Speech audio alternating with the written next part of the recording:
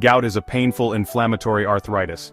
It happens when uric acid builds up in the body, forming crystals in the joints. This causes sudden, intense pain, often in the big toe.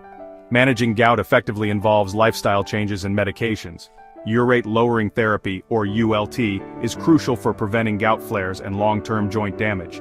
ULT aims to reduce uric acid levels in the blood below a target level. There are different approaches to ULT, each with pros and cons. Choosing the right approach is key to successful gout management. This essay will explore two main perspectives: XO inhibitors and mechanism-based treatment. We'll examine the arguments for and against each, drawing on expert opinions and real-world applications. Understanding these approaches is vital for both patients and healthcare providers navigating the complexities of gout treatment. The 2020 American College of Rheumatology guidelines recommend XO inhibitors as the preferred first-line ULT for gout. XO inhibitors, such as allopurinol, work by blocking the enzyme xanthine oxidase, which is involved in uric acid production. This effectively lowers uric acid levels in the blood. There are several arguments supporting XO inhibitors as the go-to treatment. Firstly, they are effective regardless of the underlying cause of hyperuricemia, which is the medical term for high uric acid levels. Whether a patient's body overproduces uric acid or has difficulty excreting it, XO inhibitors can help. Secondly, they are generally safe and well tolerated by most patients.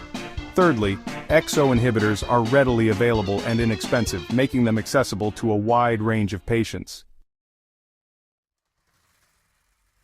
While XO inhibitors are often effective, some experts advocate for a more tailored approach based on the underlying mechanism of hyperuricemia.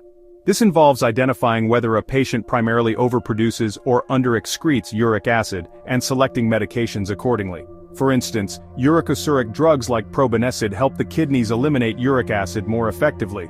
Proponents of this approach argue that it allows for more precise treatment and potentially better outcomes. Additionally, combining therapies with different mechanisms of action might be beneficial for patients with difficult-to-treat gout. This could involve using both an XO inhibitor and a uricosuric drug simultaneously. The debate between XO inhibitors as a universal first-line treatment and a more mechanism-based approach was a hot topic at the recent Gout, Hyperuricemia, and Crystal-Associated Disease Network Symposium. While the initial audience vote favored XO inhibitors for all, the discussion highlighted the complexities of gout management and the need for personalized care. It's important to acknowledge the limitations of some studies on gout treatment. Some studies used lower doses of XO inhibitors than typically prescribed in real-world practice, potentially underestimating their effectiveness. Concerns regarding mechanism-based approaches include the potential for polypharmacy, which can lead to adherence issues and increased risk of side effects. Ultimately, the best approach to gout treatment should be individualized based on patient-specific factors, such as the severity of their condition, underlying health conditions, and medication tolerance. Further research is needed to optimize treatment strategies and improve long-term outcomes for all gout patients.